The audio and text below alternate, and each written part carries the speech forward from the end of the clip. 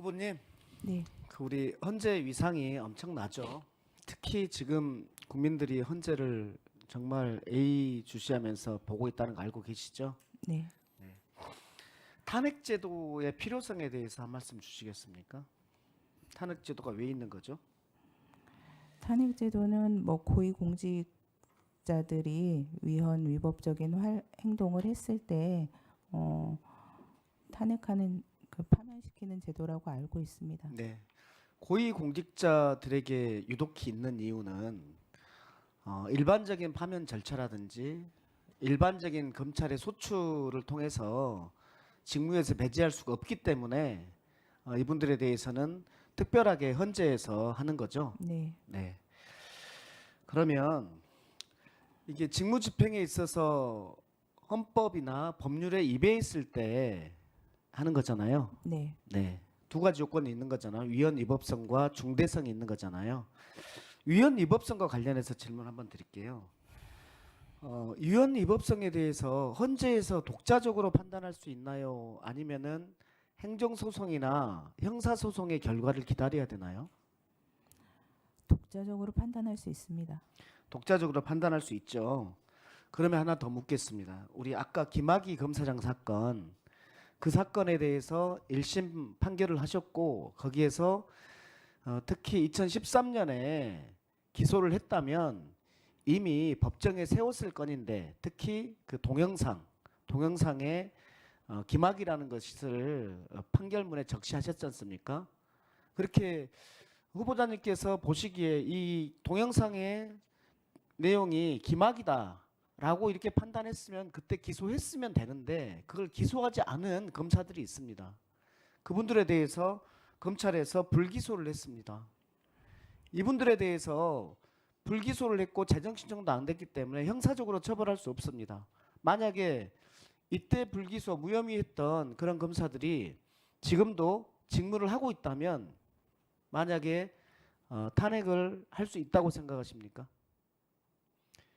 질문의 요지는 형사적으로 처벌받지 않았지만 헌재에서 이거는 위헌적이고 위법적이다. 그렇기 때문에 탄핵할 수 있다라고 보십니까? 수사나 재판의 결과가 좀 안 좋을 때 그 수사나 재판을 한 검사나 판사를 비판할 수 있습니다. 근데 실제로 그런 결론이 나오게 된 데에 어떤 사정이 있는지 좀 알아야지 그 부분을 판단을 할 수 있을 것 같거든요. 결과만으로는 판단할 수 없고.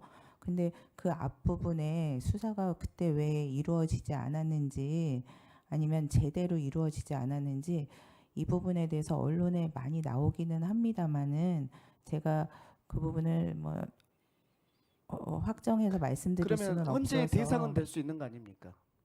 헌재에서 판단을 해봐야지 아는 거 아닙니까? 그분들이 절차에 반해서 해서 이렇게 된 건지 아니면 다른 사정이 있었는지 그건 헌재에서 판단할 수 있는 거 아닙니까? 탄핵 소추가 되면 당연히 판단할 수 있다고 봅니다. 예, 그렇게 보시는 거죠. 그 국회 선출목 헌재 재판관에 대해서 임명해야 된다라고 헌재에서도 판단하고 있고 후보자님도 그렇게 말씀하셨습니다. 맞죠? 네. 네. 그런데 대통령 권한대행인 총리가 임명하지 않으면 그 절차를 이행하지 않으면 헌법상 맞는데 그것을 이행하지 않으면 이것은 위헌적입니까 아닙니까? 저는 임명하는 게 헌법에 부합한다고 생각을 합니다. 네, 헌법에 부합한데 헌법에 부합하는 행위를 하지 않았을 때 이것이 위헌적이다. 위헌적이면 탄핵의 대상이 될 수 있는 거 아닙니까? 뭐 또 이릉은 논리적으로는 그렇게 연관될 수 있을 것 같습니다. 네. 또 하나 이 권한대행이 총리 시절에 내란에 개입돼 있었다라는 것이 수사 과정에서 밝혀진다면 이것도 당연히 탄핵의 대상이 될 수 있는 거 아니겠습니까?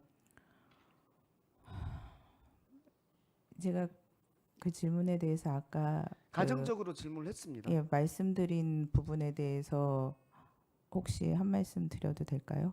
그 150명, 200명 관련해 가지고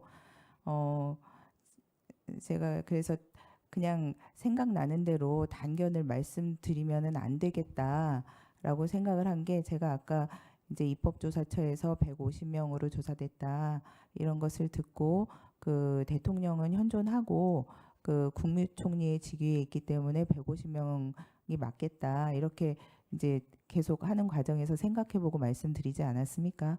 근데 이제 나갔더니 헌법재판소에서는, 물론 헌법재판소 공식 입장은 아닙니다만은 주석서에 그 부분이 있고, 그 부분이 제가 답변한 것과는 다르게 적혀 있는 부분이 있다고 하더라고요. 그래서 그 뭐 저는 제 입장을 말씀드린 것이니까 그 상관은 없겠습니다만은 저희 사법부에 종사하는 사람들이 좀 정치적 현안에 대해서 말씀드리는 걸 주저하는 게, 제가 여기서 이렇게 얘기해 놓고 나중에 실제로 혹시 헌법재판관이 돼서 판단을 할 때 다른 판단을 하게 되면 그 사이에 뭐가 개입된 것이 아닌가 이렇게 생각하실 수도 있고, 이렇기 때문에 저희가 참 조심스럽습니다. 그래서 이 부분도 위원님께서 말씀하시는 부분은 잘 알겠지만 제가 지금 막 생각해서 대답하기에는 조금 정치적으로 너무 그 현안이다 이렇게 말씀드리고 싶습니다. 1분 1분만 더 주십시오. 1분 더 주십시오. 그 부분과 관련해서 하나만 좀 정확히 짚으면, 그러면 헌법과 법률의 위반 여부는 헌재 독자적으로 판단할 수 있다라는 것에 대해서는 이견이 없는 거죠. 예, 그거는 뭐 네. 맞는 말씀입니다. 예, 또 하나요. 그 대통령의 제2요구권에 대해서는 한계가 있습니까? 내재적 한계가 있는 거죠. 제2요구권이 헌법상으로는 뭐 이의가 있으면 이렇게 돼 있는 것으로 알고 네. 있습니다. 근데 그거 이외에는 요건이 있지는 않지만 뭐 기본적으로 국민의 기본권 보장이라는 내재적 한계는 다 있다고 보여집니다. 네, 네.